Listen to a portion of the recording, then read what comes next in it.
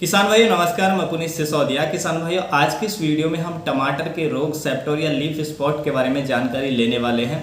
देखिए, ये जो रोग है, जैसा कि अभी का वेदर चल रहा है, अधिक बरसात हो रही है और जो ह्यूमिडिटी है वो भी ज़्यादा है एनवायरनमेंट में, तो ऐसी कंडीशन में ये रोग काफ़ी ज़्यादा अटैक करता है।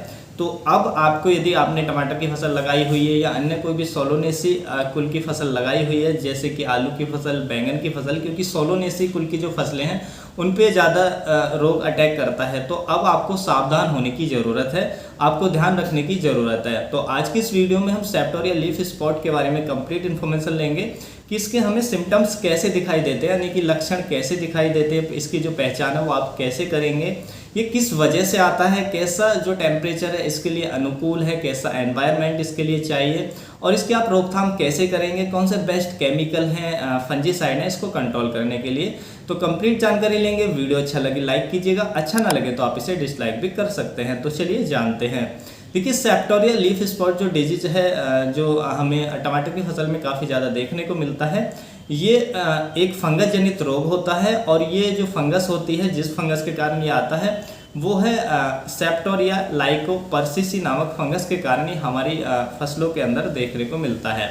तो देखिए, ये क्योंकि सेप्टोरिया फंगस के कारण ये रोग हमारी फसलों में आता है और ये जब ये रोग आता है तो इससे क्या होता है कि टमाटर की जो पत्तियां होती हैं उस पर स्पॉट नज़र आते हैं, यानी कि धब्बे पड़ जाते हैं। इसलिए हम इस रोग को जो नाम देते हैं वो कहते हैं सेप्टोरिया लीफ स्पॉट, यानी कि जो सेप्टोरिया नाम है वो फंगस का नाम ले लिया और लीफ स्पॉट क्योंकि जब ये रोग आता है तो पत्तियों पर स्पॉट पड़ जाते हैं, तो इसलिए हम इसको सेप्टोरिया लीफ स्पॉट डिजीज कहते हैं। जैसा मैंने बताया, ये फंगस के कारण आता है।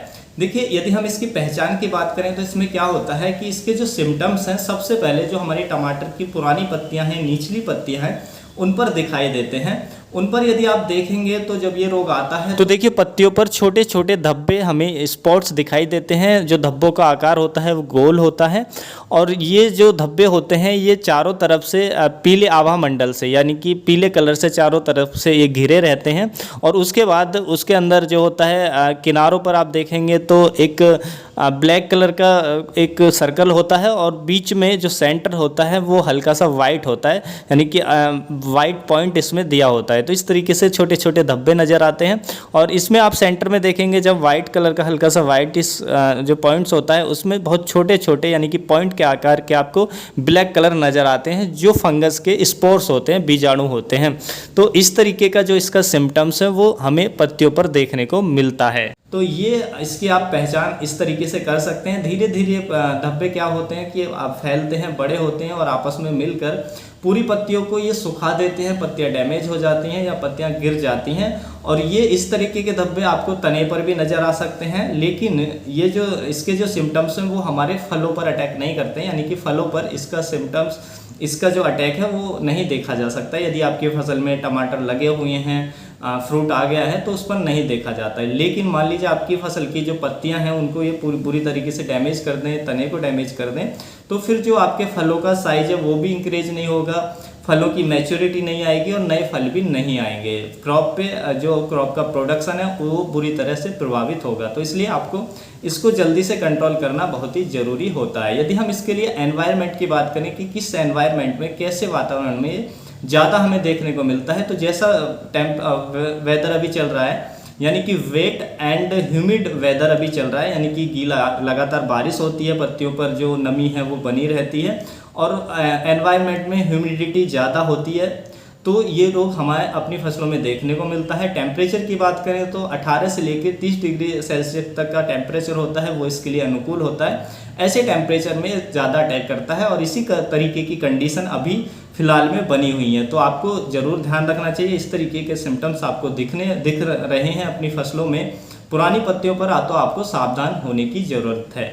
देखिए, यदि हम इसकी रोकथाम की बात करें तो ऐसा नहीं है कि आपको रोग दिखाई दिया तो केवल आप जो फंजीसाइड है वो स्प्रे कर देंगे तो ये रोग कंट्रोल हो जाएगा। तो देखिए, यदि आप उसकी जड़ को नहीं समझेंगे, ये नहीं समझेंगे कि किस वजह से आ रहा है, यदि उस चीज़ को आप कंट्रोल नहीं करेंगे, सावधानी नहीं बरतेंगे, तो जो अच्छे से अच्छा जो फंजीसाइड है कभी कभी वो भी काम नहीं करते हैं। बहुत सारे किसान भाई हमें कमेंट करते हैं कि हमारी फसल में ये रोग है और हमने ये फंजीसाइड दे दिया है जो उस रोग में बहुत अच्छा काम करता है, लेकिन फिर भी रोग कंट्रोल नहीं हो रहा है। तो उसके पीछे का कारण होता है कि जो उसके लिए अनुकूल वेदर है, अनुकूल यानी कि उसके लिए जो कंडीशन चाहिए वो आप उसके लिए बनाए जा रहे हो। मान लीजिए हम उस रोग को आने के लिए ज़्यादा पानी की ज़रूरत होती है, यानी कि ज़्यादा नमी की ज़रूरत होती है, आप लगातार पानी दिए जा रहे हैं, आपको नहीं पता कि ये अधिक नमी के कारण ये रोग आ रहा है और आप फंजीसाइड का स्प्रे कर रहे हैं, तो फिर वो रोग कंट्रोल नहीं होता है। तो इसलिए उसके पीछे का कारण आपको समझना ज़रूरी होता है।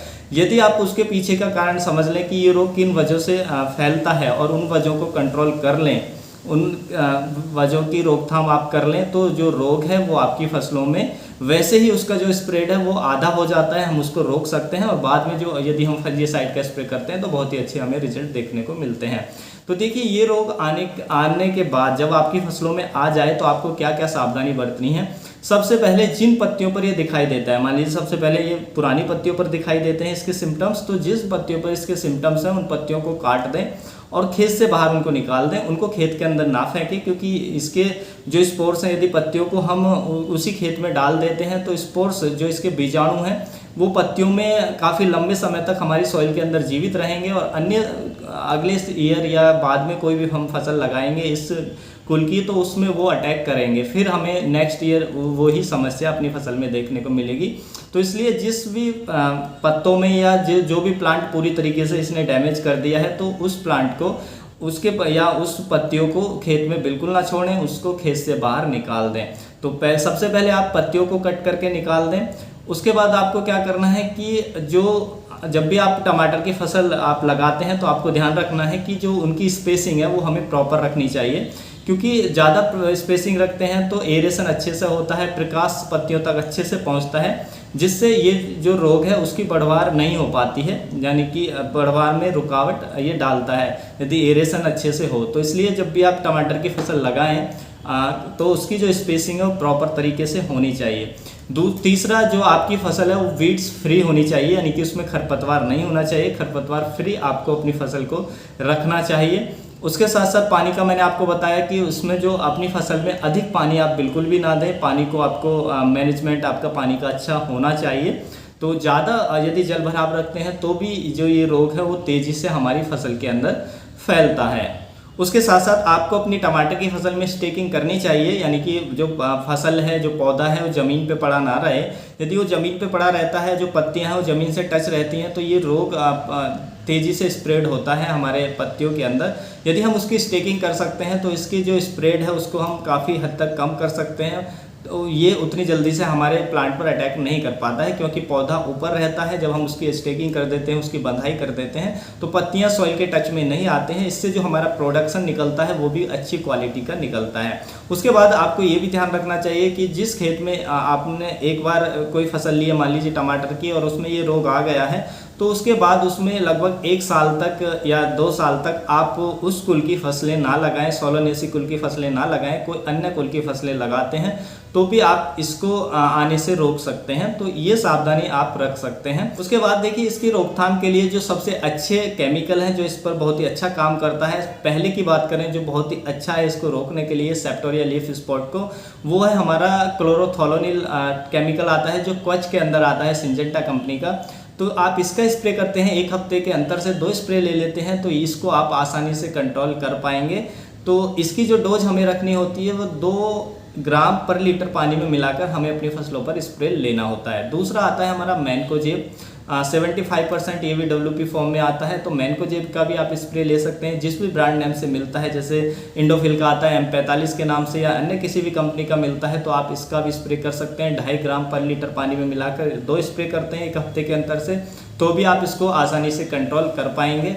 उसके बाद देखिए, जो कॉपर बेस्ड हमारे फंजीसाइड है, जैसे कॉपर ऑक्सीक्लोराइड का आप स्प्रे कर सकते हैं 2.5 ग्राम पर लीटर के हिसाब से, जो ब्लू कॉपर ब्रांड नेम से हमें मिल जाता है, तो ये भी अच्छा काम करता है। तो इसके भी 2 स्प्रे ले लेते हैं, तो भी आप इसके स्प्रेड को रोक सकते हैं, इसको कंट्रोल कर सकते हैं।